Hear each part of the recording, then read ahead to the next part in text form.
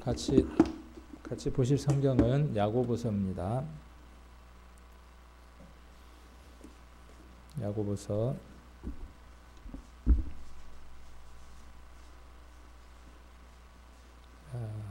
1장 9절로 11절까지 같이 한번 9절로 11절까지 같이 한번 읽겠습니다. 낮은 형제는 자기의 높음을 자랑하고 부한 형제는 자기의 낮아짐을 자랑할지니 이는 풀의 꽃과 같이 지나감이라. 해가 돋고 뜨거운 바람이 불어 풀을 말리우면 꽃이 떨어져 그 모양의 아름다움이 없어지나니 부한 자도 그 행하는 일에 이와 같이 쇠잔하리라. 아멘. 같이 기도드리겠습니다. 이 귀한 한날을 정해 주시고 또 이 밤 예수 그리스도의 보혈로 한 피바다 한 몸 이룬 주님의 권속들 불러 모아 주셔서 함께 하나님의 말씀을 상고해 볼 수 있는 소중하고 아름다운 시간을 저희들에게 허락해 주신 하나님께 감사를 드립니다.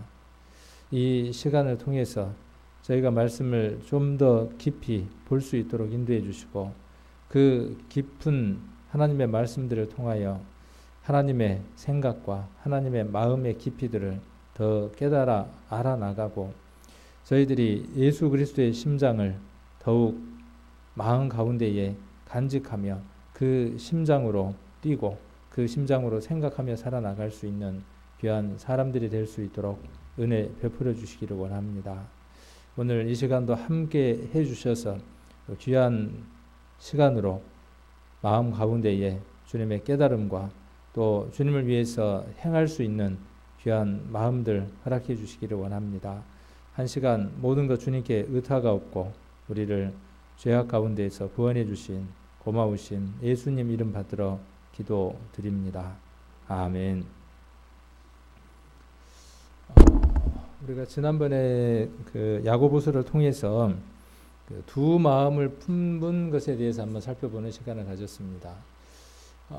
우리가 두 마음을 품게 되는 이유가 하나님께 관역이 있지 못하고 하나님을 떠나게 되면 그때부터 두 마음을 품게 되는 것을 봅니다.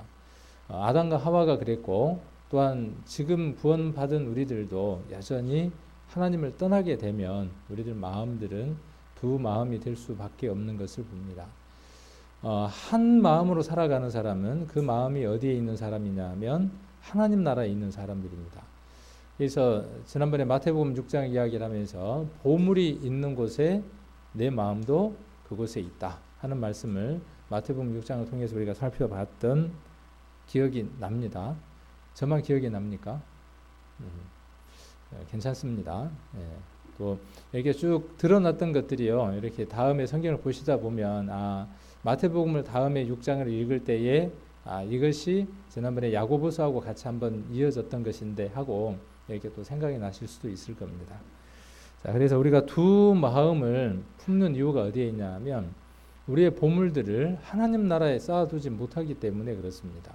이 세상에 창고를 짓고 그 창고에다가 내일 먹을 것, 모레 먹을 것, 그 다음에 퇴직하고 먹을 것, 또 앞으로 늙어 죽을 때까지 먹을 것, 이 모든 것들을 다 쌓아놓고 살다 보니까 마음들이 어디에 있게 되느냐 하면 이 세상의 마음들을 두고 살게 됩니다.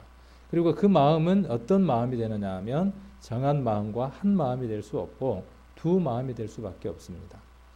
그래서 두 마음을 한 마음으로 정한 마음이 돼야만 하나님으로부터 구하는 것을 우리가 받을 수 있다 하는 것들을 지난번에 한번 살펴보는 시간을 가졌습니다.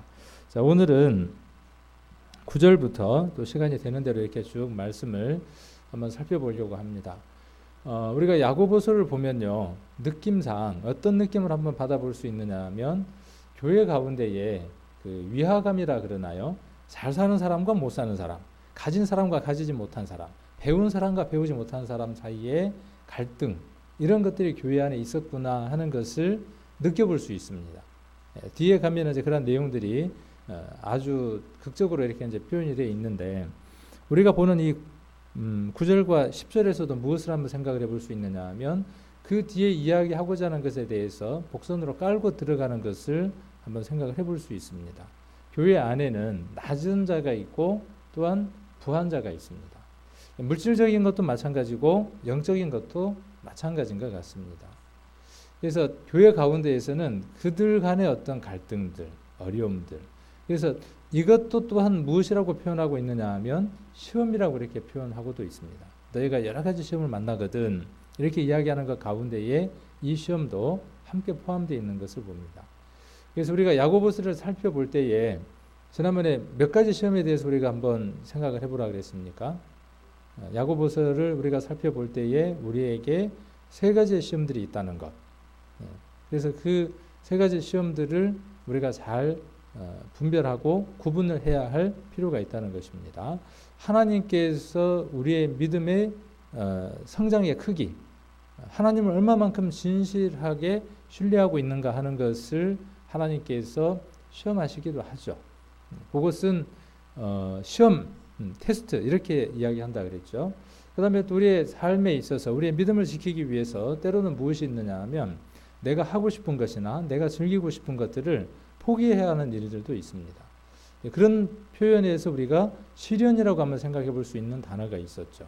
그래서 시련이라고 하는 것이 있었고 하나님께서 우리의 믿음을 테스트해보는 몇 점 정도가 되는가 하는 것을 시험해보는 우리가 고린도 후서 13장에서도 그런 것도 우리가 한번 살펴볼 수 있죠. 너희가 믿음에 있는가 너희 자신을 시험하고.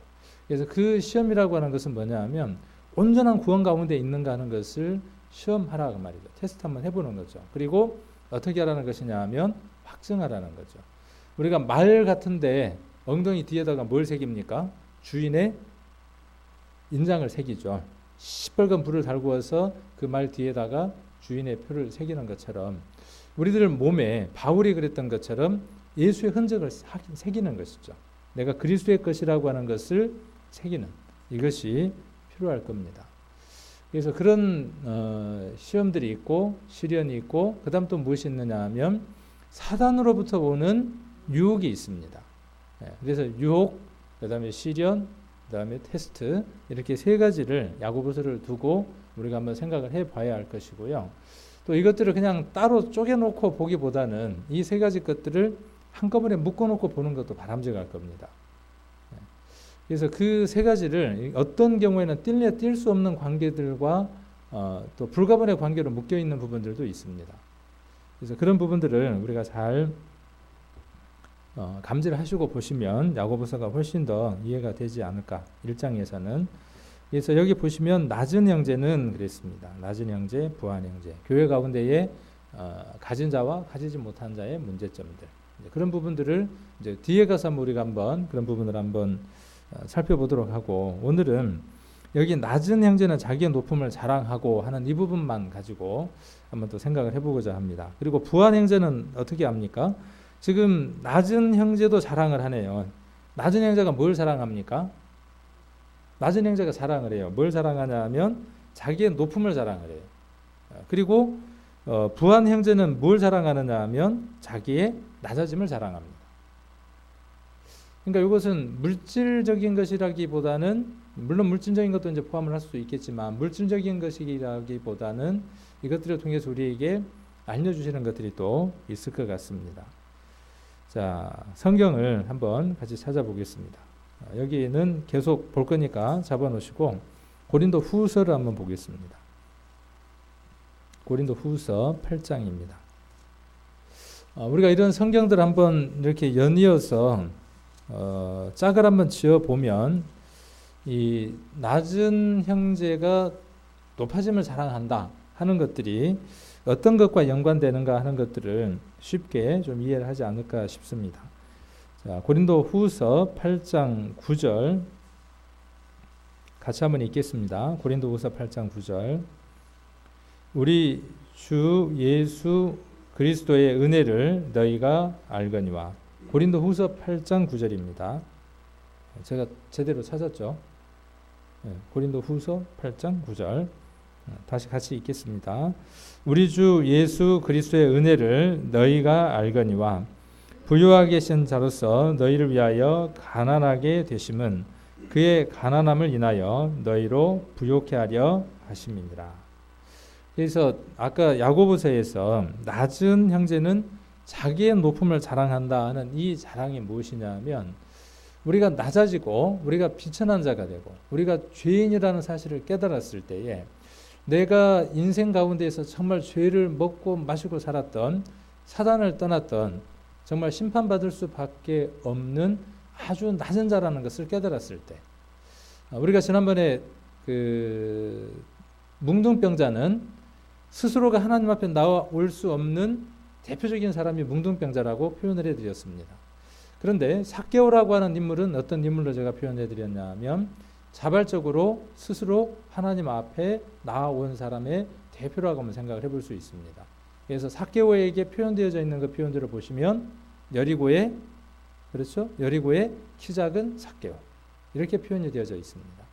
그래서 우리가 낮아지고 우리가 아주 비천한 자가 되었기 때문에 여기 지금 말씀에 기록되어 있는 것처럼 그리스도도 마찬가지로 부요하신 자지만 예수님은 하나님 자신이지만 세상에 있는 모든 것들을 다 가지고 모든 것을 창조하신 분이지만 그가 아무것도 가지지 않는 자가 된 것은 무엇을 하기 위한 것이냐 하면 우리로 하여금 부유한 자가 되기 하기 위해서 그리스도께서 그러한 일을 해주셨다라고 이야기를 하고 있습니다.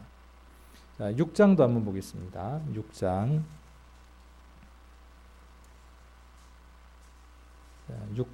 9절입니다. 6장 9절. 자, 무명한 자 같으나 유명한 자요 죽은 자 같으나 보라 우리가 살고 징계를 받는 자 같으나 죽임을 당하지 아니하고 근심하는 자 같으나 항상 기뻐하고 가난한 자 같으나 많은 사람을 부유하게 하고 아무것도 없는 자 같으나 모진 것을 가진 자로다. 이 사람이 누굽니까? 여기에 지금 나와 있는 이 사람 근심하는 자 같으나 항상 기뻐하고 가난한 자 같으나 많은 사람을 부유하게 하고 아무것도 없는 자 같으나 모든 것을 가진 자. 이 사람이 누굽니까? 여러분 맞습니까? 네. 우리죠. 여기에 계신 성도 한 분 한 분들이 누구냐 하면 여기에 나와 있는 이 사람이 누구냐 하면 바로 우리들입니다. 그래서 9절에 기록되어 있는 것처럼 무명한 자 같으나 유명한 자고 우리가 비록 세상에는 이름이 없는 것 같은 사람들이고 알려져 있지 않는 사람들이지만 하나님 나라에서는 생명책에 기록된 아주 소중한 사람들이라는 사실입니다. 무명한 자 같으나 유명한 자이고 또 죽은 자 같으나 보라 우리가 살고 우리가 이 세상에서 죽어서 사라져버리고 없어져 버릴 것 같지만 죽는 것이 아니라 영원한 생명을 가져서 우리가 죽음의 문턱을 넘었을 때에 이제 이 세상이 아닌 다른 영원한 세상에서 새로운 생명으로 태어나는 그 삶을 생명을 우리가 가진 자입니다. 때로는 우리의 모습들이 징계를 받는 것 같지만 죽임을 당한 정도까지는 아니고 근심하는 자 같으나 항상 기뻐하고 근심은 하죠. 여러 가지 것 때문에 우리가 근심을 합니다. 자녀, 또 결혼, 수많은 세상 사람들이 하는 똑같은 근심을 우리가 할 수밖에 없는 환경 가운데 살아갑니다. 그러나 그 근심 가운데에서 진정한 기쁨으로 살아가는 사람들이 누구냐 하면 우리라는 사실입니다. 가난한 자 같으나 많은 사람을 부유하게 하고 이 말씀이 참 중요한 것 같아요. 아까 야고보서에서 어떻게 기록되어 있었습니까? 야고보서 1장 9절에 낮은 형제는 자기의 높음을 자랑하고 그랬어요. 자, 여기 가난한 자 같으나 많은 사람을 부유하게 한다 그랬어요. 가난한데 어떻게 부유하게 해줄 수 있습니까? 집에 내일 먹을 쌀 한 그릇도 없는데 누군가에게 베풀 수 있는 것도 없는데 그런데 어떻게 할 수 있는 사람이라고 이야기하느냐 하면 많은 사람을 부유하게 할 수 있는 사람이라고 이야기를 합니다. 이 세상 사람들에게 무엇을 주면 그들이 배고프지 않을까요? 무엇을 주면 그들이 갈망 가운데 있지 않고 만족 가운데 살아나갈까요? 그들이 무엇을 가져야만 행복하고 무엇을 가져야만 배부르고 무엇을 가져야만 만족하고 살아갈까요? 우리도 그랬던 사람들이죠. 가난해서 구덕에게 두 딸이 있어 다고다고 한다고 하는 것처럼 일평생을 달라고 하면서 살아왔던 사람들이죠. 막달라 마리아처럼 막 달라고 하는 그 마리아처럼 일평생을 뭘 달라고 했던 사람들이죠. 그랬던 사람들인데 어느 날 그것이 멈춰버린 사람들. 이제는 더 이상 달라고 할 것이 아니라, 더 이상 무엇이 필요한 사람이 아니라 차고 넘쳐서 감사할 수밖에 없는 그런 사람이 되어졌습니다. 아무것도 없는 자 같으나 모든 것을 가진 사람. 그 사람이 누구냐 하면 우리입니다. 여러분 어떻습니까? 이 성경 말씀에, 바울이 했던 이 성경 말씀에 여러분들도 고개가 끄덕거려지고 우리의 삶들을 쭉 살펴보면서 그래, 내가 바로 이 사람이야 하는 그 마음이 여러분 마음 가운데에도 함께 있으실 겁니다. 자, 또 야고보서로 다시 돌아가서, 그래서 낮은 형제는 자기의 높음을 자랑한다는 것은요, 어떤 것이냐 하면 바로 이런 것들인 것 같아요. 내가 구원받고 하나님의 은혜 가운데에서 충만하게 채워져 가는 것을 교제하고 내어놓는 것이 뭐냐 하면요, 그것이 낮은 형제가 자기의 높음을 자랑하는 겁니다. 자기의 위치와 자기의 상황이 어떻게 되어져 있는가 하는 것을 깨달은 사람이죠. 내가 비록 이 세상에서는 아무것도 아닌 사람이지만 하나님께는 어떠한 여김을 받는 자이냐 하면 높임을 받는 자이라는 사실. 예수 그리스도께서 우리를 십자가에서 함께 포함시켜서 못 박히게 하고 예수님의 영광이 내 영광이 되게 했다는 것을 깨달은 사람.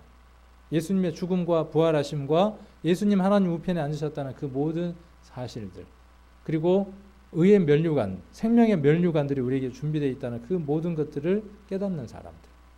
내가 사단의 자녀였지만 이제 하나님을 아버지라고 부를 수 있는 그 영적인 지위. 내가 비록 지금은 이렇게 살고 있지만 내가 죽는 그 순간에 영원한 하나님 나라를 기업으로 받을 것이라고 하는 그 확실. 그리고 그 확신은 사랑을 할 수 있을 겁니다. 내가 이렇게 비천한 자이지만, 사마리아 여인이 내가 누구인가에 대해서 자기가 낮아진 것을 이야기를 하고 그리스도가 누구인 것을 이야기하고 자기가 어떻게 되어졌던가 하는 것을 간증했던 것처럼 우리가 구원받고 나면 가장 먼저 우리들에게 필요한 것이 이 낮은 형제의 자기 높음을 사랑하는 이 모습이 아닌가 하는 생각을 해봅니다. 그래서 많이 들어줘야 되겠죠. 이제 교회 가운데에서 이제 구원받은 형제들에게 무엇을 들어주는 시간들이 필요하겠어요. 이 자랑거리들. 내가 예전에는요 이러이러한 사람들이었거든요. 내가 이러이러한 사람이었는데요. 지금은 예수 그리스도를 믿고 이것들이요 내게서 떠나가는 것을 느끼고 떠나가는 것을 내가 체험합니다. 그럴 때 우리가 함께 박수해주고 함께 기뻐해 줄 수 있죠. 자, 이런 부분들 한번 이곳에서 우리가 묵상을 해볼 수 있을 겁니다. 10절에 부한 형제는 자기의 낮아짐을 자랑할지니 그랬어요. 그러면 여기에서 부한 형제는, 가난한 형제는 또는 부한 형제는 우리가 어떻게 한번 바꿔서 한번 볼 수 있을까요? 가난한 형제는 믿음적으로 아직도 공급함을 받아야 하는 형제라고 한번 생각을 해볼 수 있을 것이고, 부한 형제는 우리가 어떻게 한번 생각해 볼 수 있느냐 하면 믿음 가운데에서 누군가에게 공급해 줄 수 있는 말씀으로 충만하게 채워져 있는 사람들이라고, 성도들이라고 한번 생각을 해볼 수 있을 겁니다. 그러면 부한 형제는 뭘 사랑합니까? 내가 이만큼 많은 것을 안다. 내가 이만큼 성경을 안다. 내가 이만큼 교회 가운데서 이런 일을 했다. 이렇게 자랑하는 자가 아니라는 사실이죠. 무엇을 사랑하는 자냐면 자기의 낮아짐을 자랑하는 자입니다. 그리스도께서 겸손이라고 스스로 말씀하셨던 것처럼 믿음 안에서 성장한 사람은 무엇을 드러내는 사람이냐 하면 자기 자신을 드러내는 사람이 아니라 그리스도가 드러날 수 있도록 자기를 비우는 사람이 부한 형제일 겁니다. 자, 그렇게 그 영적인 두 가지 부분을 이야기를 하면서 이 야고보는 무엇도 함께 이야기를 하느냐 하면 그것이 정말 가치 있는 일이라는 것이죠. 교회 안에서 가난한 형제와 신앙 안에서 성장해 나가는 그 과정 가운데 있는 형제, 그리고 충만하여져서 누군가에게 무엇인가를 공급하면서도 자기는 사라지고 없고 그리스도만 드러내는 그 모습으로 살아나가는 그러한 모습들, 그 모습과 무엇을 지금 대비를 하느냐 하면 세상의 부요함, 세상의 재물들, 이런 것들을 함께 비교를 합니다. 지금 그 형제의 부요함, 그리고 그 가난한 자의 자기를 높이는 그 간증들, 이것들은 없어져 버릴 것들이 아니라는 사실입니다. 불에 탈 수 있는 것도 아니고 사라지지 않는 것들이죠. 그런데 무엇은 사라지는 것이냐 하면 여기 자랑할지니 10절에 이는 풀의 꽃과 같이 지나감이라. 그러면서 11절에 해가 돋고 뜨거운 바람이 불어 풀을 말리우면 꽃이 떨어져 그 모양의 아름다움이 없어지나니 부한 자도 그랬습니다. 자, 여기에 지금 부한 자와 지금 10절에 이야기하는 부한 형제는 같은 것을 이야기하는 게 아니죠. 이야기하고자 하는 요지를 지금 잘 이해를 하셔야 되겠죠. 앞에 부한 형제는 물질적인 것을 이야기하는 게 아닙니다. 예수 그리스도로 말미암아 충만하게 채워져서 아까 고린도 후서 8장과 6장에서 읽었던 것처럼 그리스도로 말미암아 충만하게 채워져 있는 그 부한 형제. 그는 어느 것이 없어도 기쁨 가운데 살아가고 오늘 우리가 함께 말씀을 봉독했던 것처럼 항상 기뻐하고 항상 즐거워 항상 기도하는 그런 삶을 사는 사람이 이 부한 형제입니다. 그런데 이 부한 자는 누구예요? 부한 자. 부한 자는 이제 야고보서 5장에 가면 이야기를 합니다. 여기 잡으시고 야고보서 5장을 한번 보겠습니다.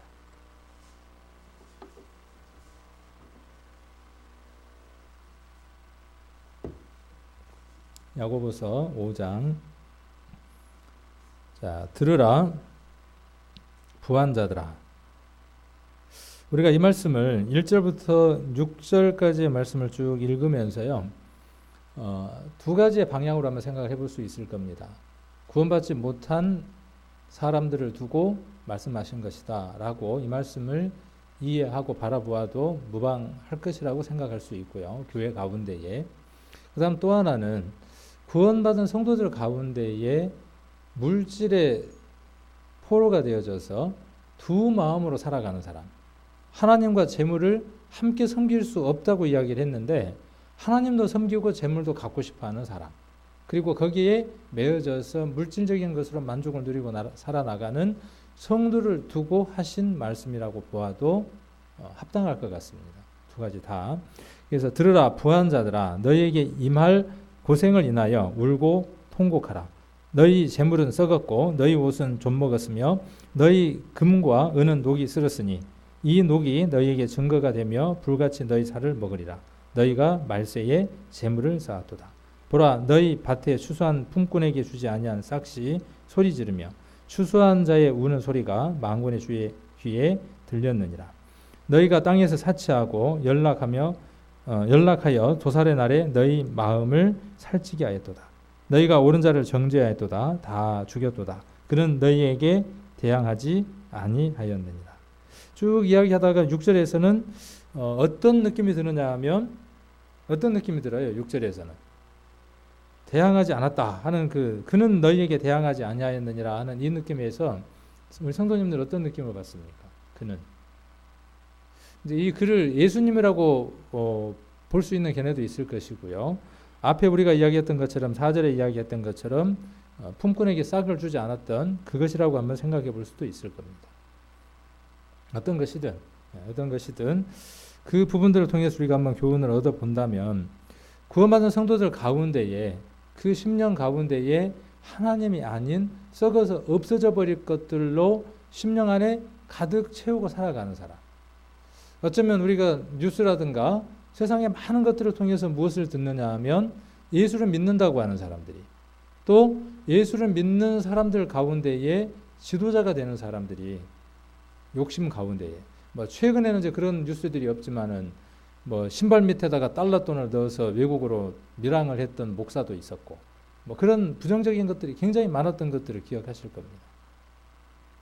그리고 근래에는 정말 믿음 가운데 있다고 하는 교회들 가운데에도 교회가 새로운 생명을 살리는 그 일들보다 아까 가난한 자나 아무것도 없었던 사람들이 했던 일들이 뭐냐 하면 가난하였지만 모든 사람을 부유하게 했습니다. 우리가 가난하지만 모든 사람을 부유하게 할 수 있습니다. 그것은 물질의 세계에 속하지 아니한 하나님 나라에 속한 것을 우리가 갖고 있기 때문에 세상으로 보았을 때는 가난하지만 하나님께 보았을 때는 부유한 자입니다.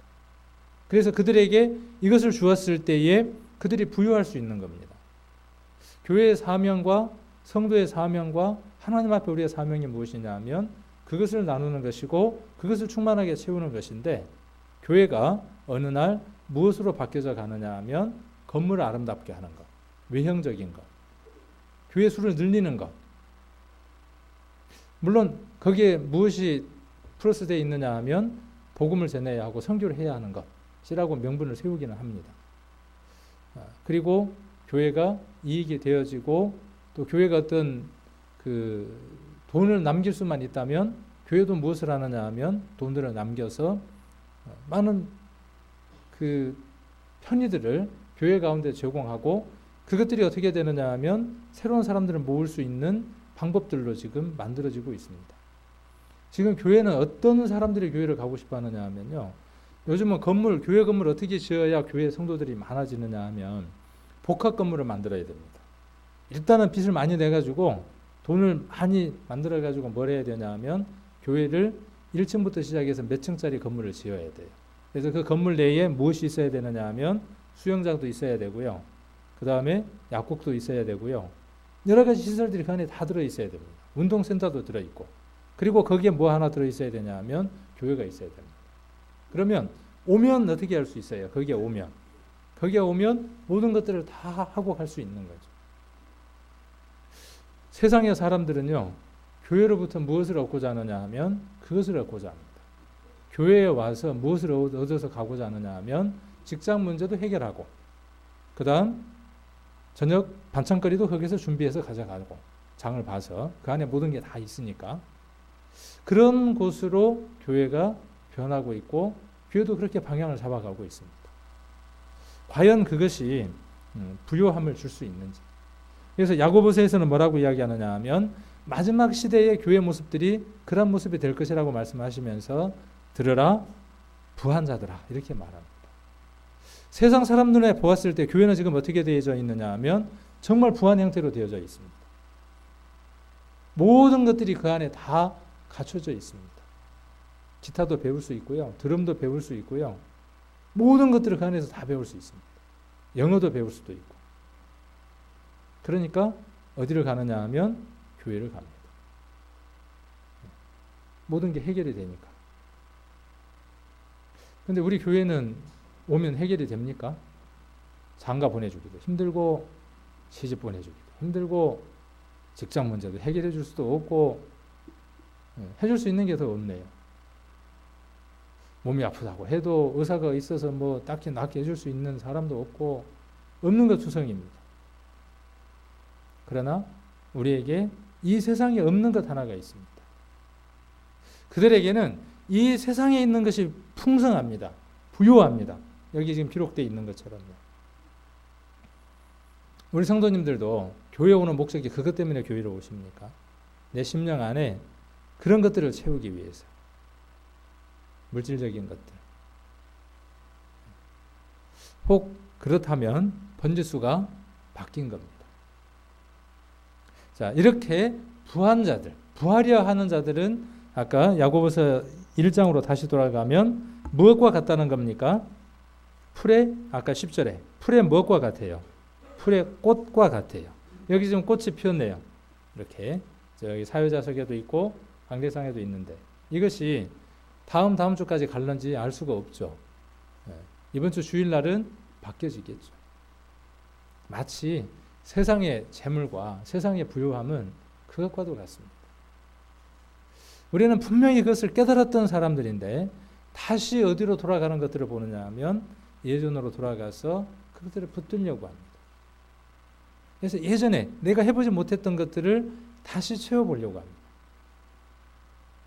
그를 예를 들어서 배우지를 못했으면 배우려고 하고, 내가 무엇인가를 어렸을 때 해보지 못했으면 그것을 해보려고 하는, 그래서 만족을 채우려고 하는, 이 교회 가운데 있어 아까 성경 고린도후서 8장에 기록되어 있는 것처럼 그 가난함을 통해서 모든 사람에게 풍요롭게 모든 것을 채울 수 있는, 부유하게 해줄 수 있는 이 큰 것을 가졌음에도 불구하고 이것을 나눠주기보다는 눈에 보이지 않고 눈에 보이지 않고 자주 눈에 띄지 않으니까 그냥 방 한쪽 뒤쪽에다가 처박아 놓는 겁니다. 그래서 전도 집회 얘기가 나오면 그때쯤 되면 저쪽 구석지에 있던 것 끄집어내가지고 탈탈탈 털어가지고, 그러니까 이게 소중하고 중요하긴 한데 이거 한번 이번에 집회 때 전해보기는 전해봐야 될 텐데, 우리들 마음들이 그렇다면 역사가 나타나지 않겠죠.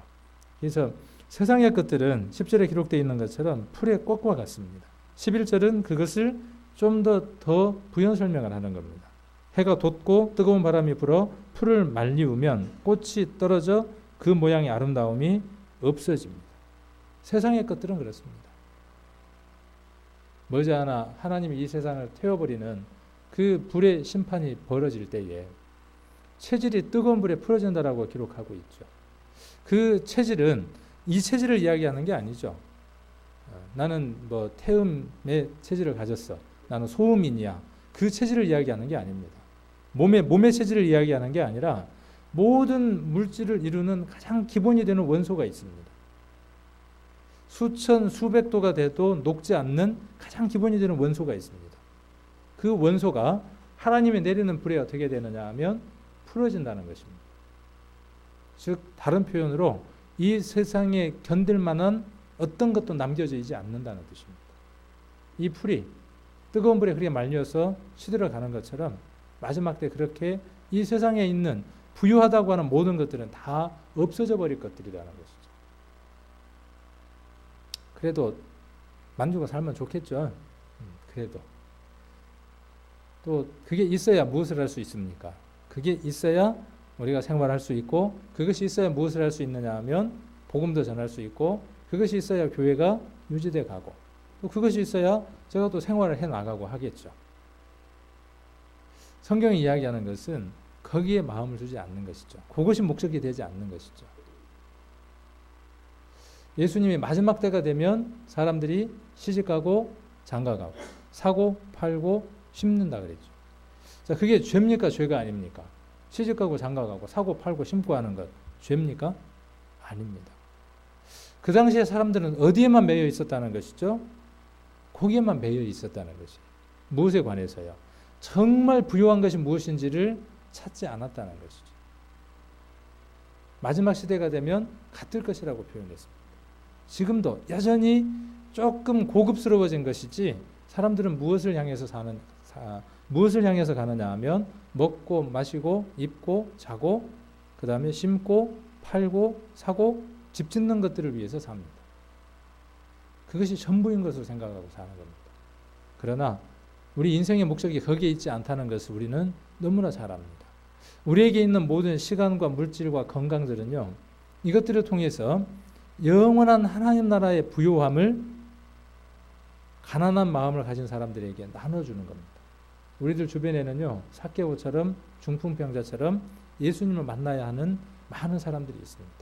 그들에게 우리에게 있는 건강, 우리에게 있는 시간, 우리에게 있는 물질들로 그 일들을 하는 겁니다. 불의의 제물로 친구를 사귀라고 하는 말씀처럼.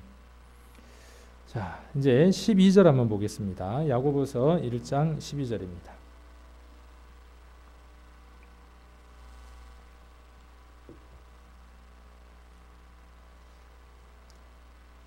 음, 12절 보기 전에 혹시 돈키호테라는 의미가 어떤 말로 쓰이는가 아십니까? 돈키호테.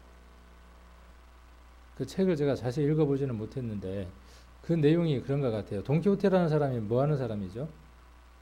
그 완전 무장을 한 무사잖아요. 말을 타고 갑옷을 입고 뭘 들었냐 하면 창을 들었어요. 근데 이 사람이 어디를 향해서 막 달려갑니까? 풍차를 향해서 달려가요. 완전 무장을 하고 말을 타고 창을 들고 누구를 향해서 가느냐 하면 풍차를 향해서 가는 거예요. 지 눈에 뭘로 보이는 거죠? 그 풍차가 적군으로 보여서 그 풍차를 보러 가는 거예요. 그런 사람을 가리켜서 뭐라고 이야기하냐 하면 돈키호테라 그럽니다. 그러니까 싸워야 할 대상, 자기의 적이 누군지를 알지 못하고 나대는 사람을 가리켜서 뭐라고 이야기하냐 하면 돈키호테라 그럽니다. 자, 우리도 그럴 수 있습니다. 우리도 이미 끝난 싸움이에요. 자, 무슨 표현이냐 하면 우리가 부할 수 있는 것에 대한 싸움은 이미 끝나 있습니다. 그런데 우리는 더 부해 보려고 발버둥을 치는 겁니다.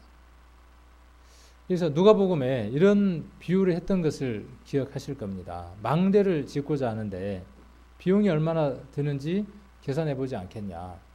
만일 비용이 부족하면 망대를 계속 짓겠습니까? 스톱하겠습니까? 내가 지금 망대를 짓는데 1,000만 원이 필요하다. 그런데 내가 갖고 있는 돈은 100만 원밖에 없다. 시작하겠습니까? 안 하겠습니까?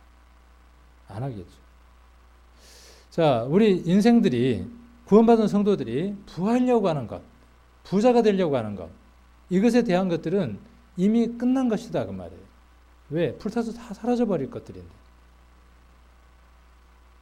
회의주의나 필요 없다는 의미가 아닙니다. 아까도 말씀드렸던 것처럼 필요 없다는 것이 아니라 그것의 목적과 어디에 써야 하는 것이 분명해야 하고 내 욕심과 내가 원한다고 해서 그 물질이 내게 오는 것이 아니라는 사실입니다.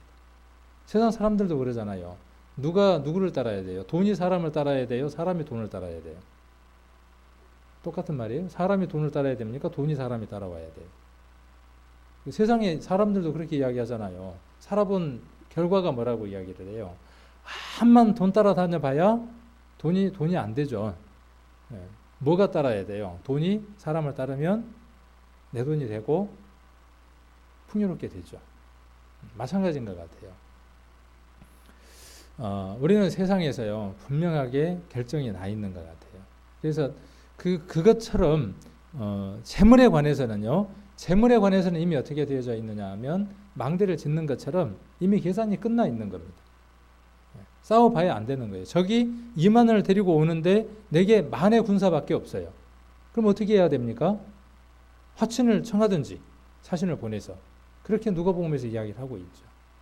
그래서 먼저 무엇이 끝나야 되느냐 하면 부요하려고 하는 마음, 세상 것에 대한 그 마음들이 하나님 앞에 정리가 되어져서 하나님과 재물이 정리가 되어져서 두 마음이 아닌 한 마음이 되어져야 할 필요가 있다는 것입니다. 요한계시록 한번 볼까요? 아까 12절 보기 전에 요한계시록 3장을 한번 보겠습니다. 3장.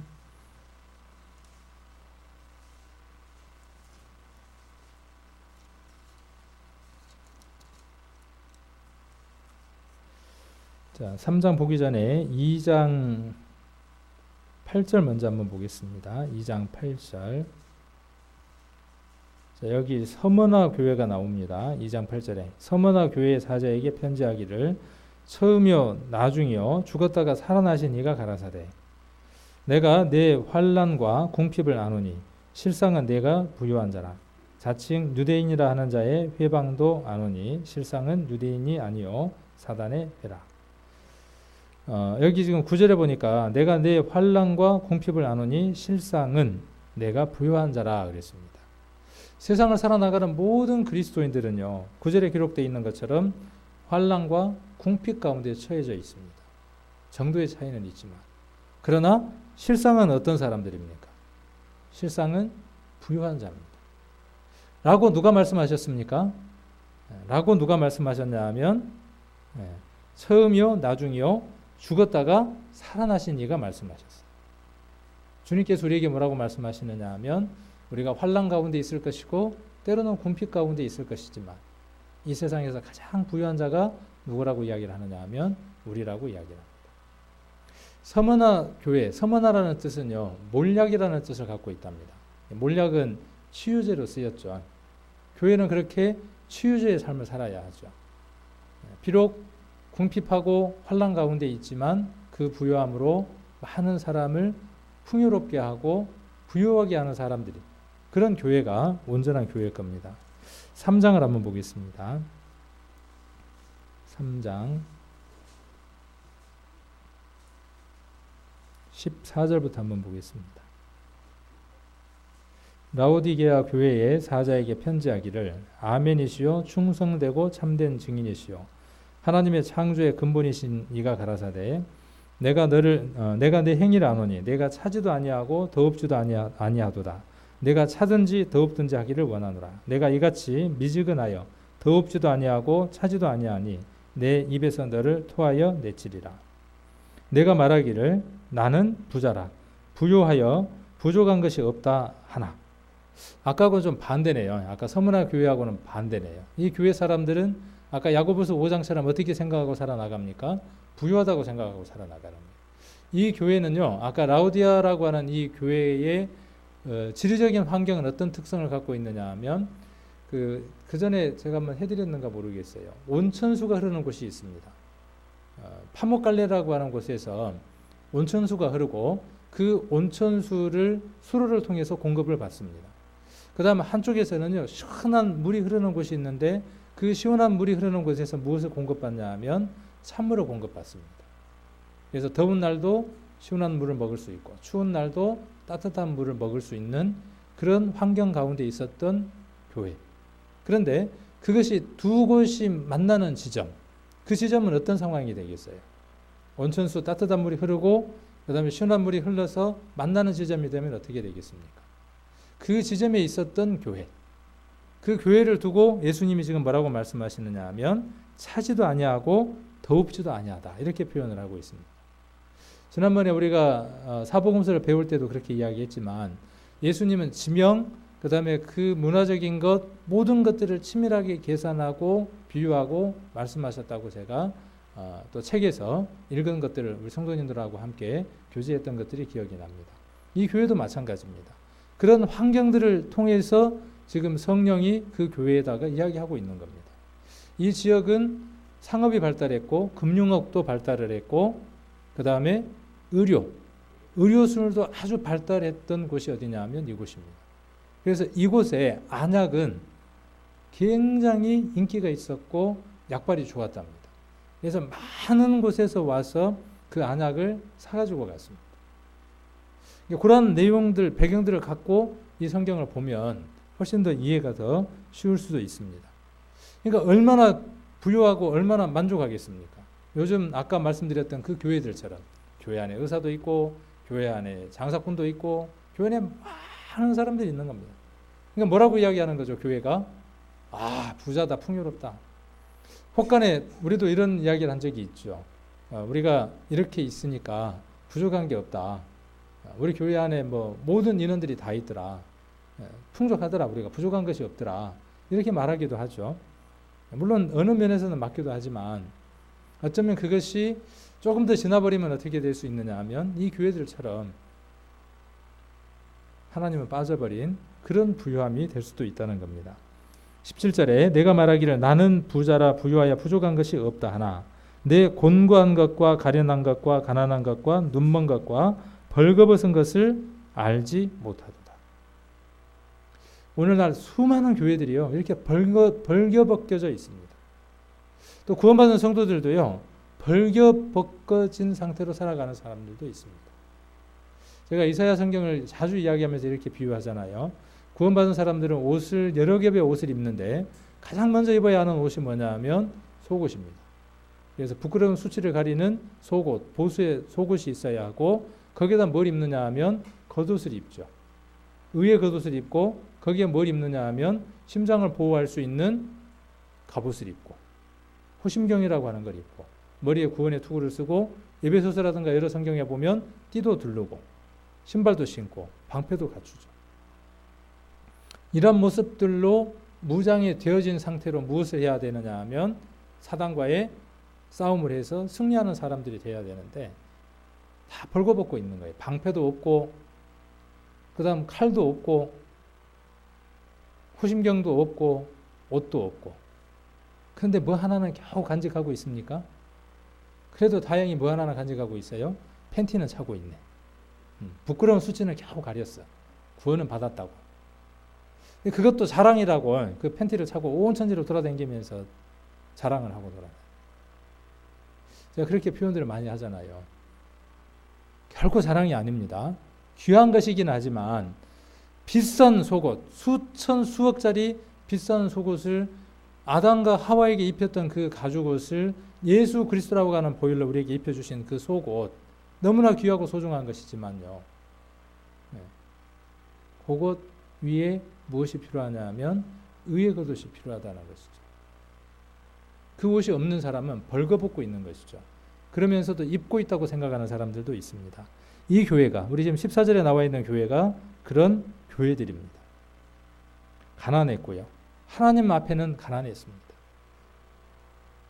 드라마 이야기하면 한 2시간 이야기할 것이 있고, 축구 이야기하면 모르는 축구 선수가 없고, 또 낚시 이야기하면은 못 잡는 게 없고, 못하는 게 없어요. 그건 이제 그거 필요 없는 건 아니고 그것도 해야 하죠. 그것이 우리를 풍요롭게 하지 않는다는 것이죠. 우리 안에 정말 있어야 할 것은 무엇이냐 하면 그리스도가 채워져 있을 때, 그리고 우리가 만났을 때, 교회에 왔을 때 교회의 언어가 있고 전문 용어가 있죠. 교회에 오면.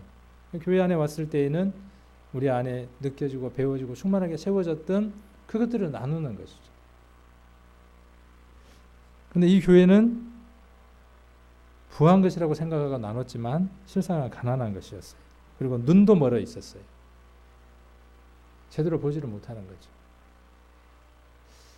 막대기 같은 것이 왔다 갔다 하는 거예요. 사람으로 보이는 게 아니고 구별을 못하는 그런 상태. 수족은 동여져 있는 상태. 수건이 앞에 가려져 있는 상태.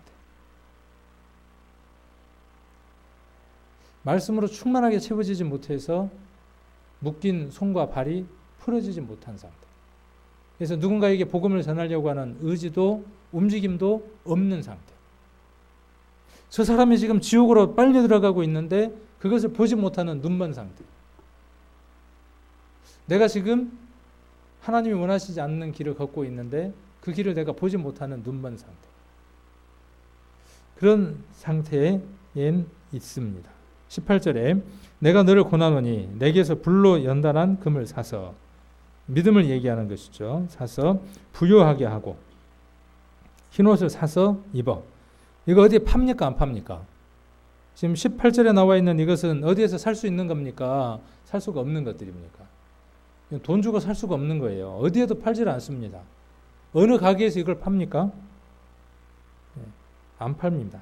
흰옷을 사서 입어 벌거벗은 수치를 보이지 않게 하고, 안약을 사서, 너희 동네에서 정말 안약 기가 좋게 직방으로 듣는 안약 있잖아. 그런 안약 바르면 안질도 낫고 웬만한 눈병들은 다 낫잖아. 그것처럼 믿음 안에서도 어떻게 하라는 것이냐 하면 안약을 사서 눈에 발라 보게 하라는 것입니다. 시대가 어느 시대에 와 있는지, 예수님이 오실 날을 다가왔다고 이야기를 하고, 이제는 너무나 무뎌져 버렸어요. 양치기 소년 얘기처럼 늑대다고 하도 많이 외쳐놓으니까 지금은 늑대다 그래도 누가 알아서 하겠지 내지는 나하고 상관없는 일인데, 그럴 정도로 우리들 마음들이 무뎌져 있는 것이죠. 항생제는 맞으면 맞을수록 고단위의 항생제를 맞아야만 질병이 남는답니다. 우리 교회가 지금 그렇게 되어져 가는 것 같아요. 너무나 강한, 너무나 센 말세에 관한 이야기들을 너무나 많이 듣다 보니까요, 전도 집회 때 웬만한 항생제를 써가지고는 성도들이 놀래도 안 해요. 참 전도 집회 준비하려면 어려워요. 왜요? 새로운 사람들도 말씀을 깨닫게 해야 되겠고, 우리 성도들도 좀 흔들어 깨워야 되겠고, 이번에는 우리 성도들에게 초점을 안 맞추려고요. 맨 처음 성경을 배우는 사람들에게 초점을 맞추어서 그렇게 하려고 합니다. 왜요? 그것이 결국은 우리 성도들에게도 기본이 될 테니까. 특별한 걸 찾다 보니까요, 계속 집회 때 특별한 것만 원해. 그래서 집회 딱 끝나고 나면 그것만 딸랑 먹고는 그 다음 집회 때는 이제 더 큰 항생제가 필요한 거예요. 고단위의 항생제가 필요한 거죠. 백약이 무효한 상태가 되어져 버리더라고요. 말세에 대한 징조를 수없이 들어도요, 아 그래요? 큰일 났네요? 복음을 안 전하더라고요. 말세에 대한 수많은 징조를 듣는다고 할지라도요, 우리들의 마음이 움직이는 것은요, 제가 밴드에다가 그 찬양을 올렸지만은 예수의 심장을 가지지 않을 때는요, 말세에 대한 얘기를 수없이 들어도 그런가 보다 그러고 끝납니다. 우리들 심령 안에 예수님이 왜 십자가에 못 박히도록 자기를 내어주셨는가에 대한 동일한 심장이 없이는요, 복음을 전할 수가 없는 겁니다. 전하지 않습니다. 안약을 사시고 옷도 사서 입으십시오. 어디에도 팔지 않습니다. 그러나 우리 성도님들은 그 옷을 이미 입은 자이고 그 안약을 이미 준비한 자들입니다. 여러분들이 예수의 심장으로 돌아가시기만 한다면 그 옷이 깨끗한 옷으로 준비되어져 있을 것이고 이미 눈을 떠서 어떤 세상인가를 확실하게 확인할 겁니다. 실은 우리 안에 예수라고 하는 분이 하루 가운데에 하루 온종일 예수라고 하는 분이 한 번도 생각나지 않았다. 그러면 우리는 예수님하고의 사랑에서 거리가 먼 것 아닐까요? 그렇잖아요. 내가 천국을 왜 가냐? 천국을 왜 갑니까?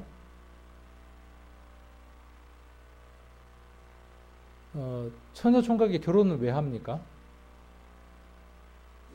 헤어지고 싶지 않아서 아닙니까? 둘이 더 이상 헤어지고 싶지 않아서. 저희 둘이 딱 결혼하고 나서 신혼집에서 첫날을 지내면서 하는 말이, 야, 이제 택시 타고 둘이 바래다 주지 않아도 된다. 밤새도록 데려다 줬거든요. 우리 집사람 집에 데려다 줬다가 또 우리 집에 왔다가 이제 안 헤어져도 된다는 거죠. 하루 종일 누구만 머릿속에서 뱅글뱅글 도냐 하면 내가 사랑하는 사람만 머릿속에 뱅글뱅글 도는 거예요.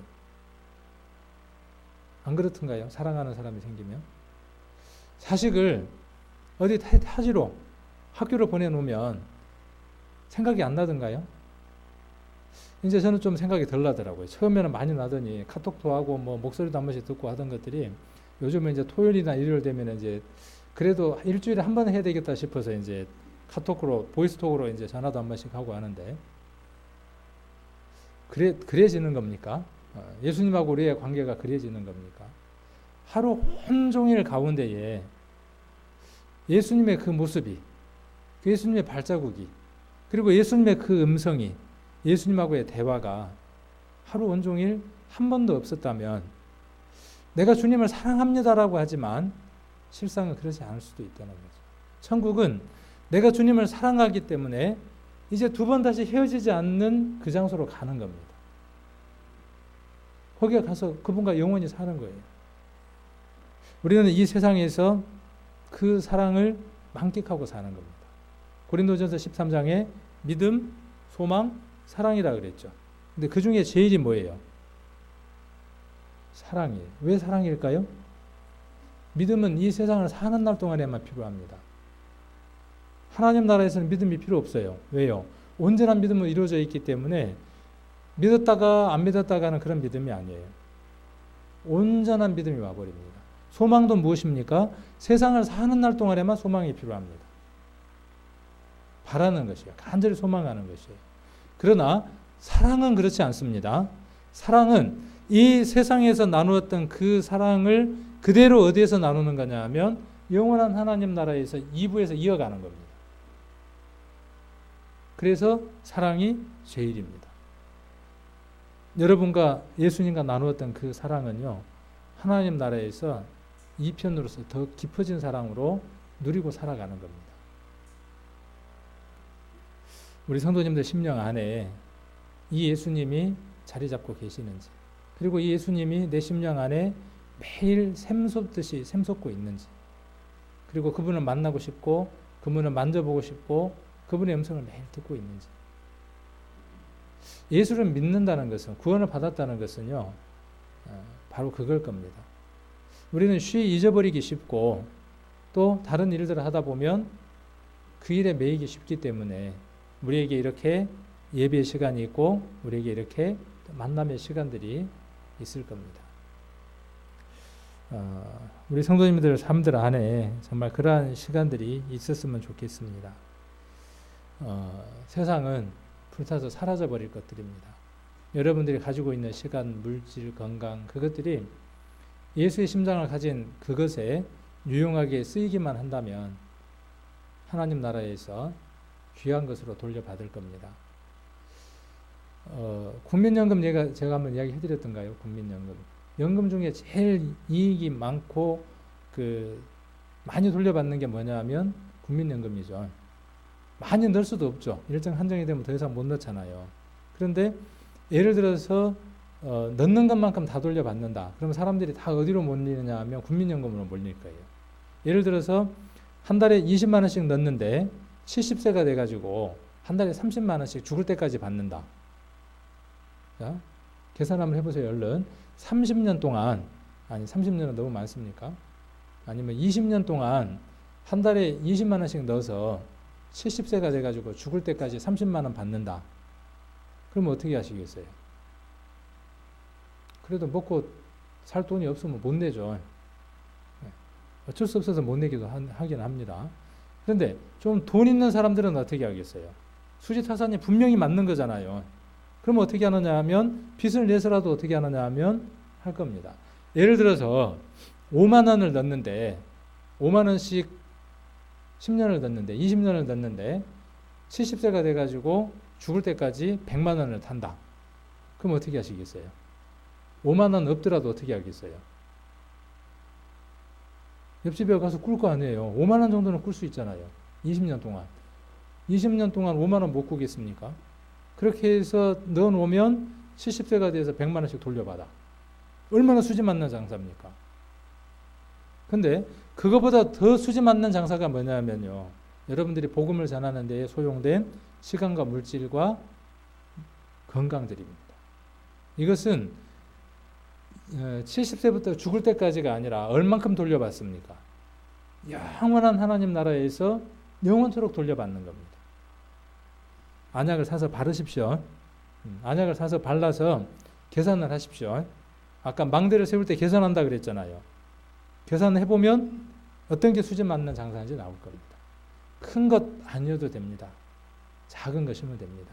작은 것, 예배에 참석하는 것, 그리고 기도하는 것, 그리고 주변에 있는 사람들에게 입을 열어서 우리 교회를 자랑하고 우리 예수님을 자랑하고 내가 가진 그 복음을 자랑하는 것, 내가 가난한 자지만 얼마나 부유한가 하는 것을 자랑하는 그것이 하나님 나라에서 돌려받을 귀한 연금들입니다. 연금 준비 잘 하십시오. 영육간에 다 준비하십시오. 그래야 말년에 자식들한테 힘만 들게 살더라고요. 요즘은 며느리들이요 결혼하려고 할 때 뭐까지 보는지 아십니까? 그 집에, 그러니까 내가 지금 저기 시댁에 들어가려고 하는데 시댁집에 연금이 안 들어있으면 시집 안 갈라 그런답니다. 요즘 아가씨들이 뭐까지 보냐 하면 그것까지 본대요. 참 영악하죠. 우리도 그렇게 영악해야 합니다. 하나님 안에서. 그래서 꼭 수지 맞는 그런 장사들을 하시기를 원합니다. 기도드리겠습니다. 하나님 아버지, 우리에게 영원한 하나님 나라를 주시고 하나님이 본 남편이 되시고 우리가 신부가 되어서 영원한 나라에서 영원한 삶을 살게 하시기 위해서 우리를 부르시기 위해서 친히 인간의 모습으로 오셨고 또 죽기까지 복종해 주셨습니다. 십자가 위에서 다 이루었다고 말씀하시고 그 그리스도의 심장을 이제는 우리에게 주셨습니다. 이제 예수님이 잃어버린 영혼들을 보고 우셨던 것처럼 이제 우리도 이 세상에 잃어져버린 영혼들을 보고 함께 예수님과 같은 마음으로 슬퍼하고 긍휼히 여기고 자비한 심령으로 여겨야 하는 마음이 있어야 되는 줄로 압니다. 오늘 야고보서를 통해서 많은 교훈들을 얻습니다. 주님, 오늘 얻은 이 교훈들이 심령 안에서만 맴도는 것이 아니라 우리의 생각과 뜻과 의지들을 주장할 수 있도록 역사해 주셔서 우리가 살아가는 삶들 가운데에서 실천하고 그리스도를 온전하게 전할 수 있는 귀한 삶을 살게 하시고 정말 안약을 눈에 발라서 무엇이 이익이고 무엇이 수지가 맞는 것인지 온전하게 계산하고 답을 얻고 살아나가는 귀한 삶을 살아나갈 수 있도록 은혜 베풀어 주시기를 원합니다. 오늘 귀한 시간 저희들에게 허락해 주심을 감사를 드리며 우리를 죄악 가운데서 구원해 주시고 머지않아 다시 데리러 오실 고마우신 예수님 이름 받들어 기도드립니다. 아멘.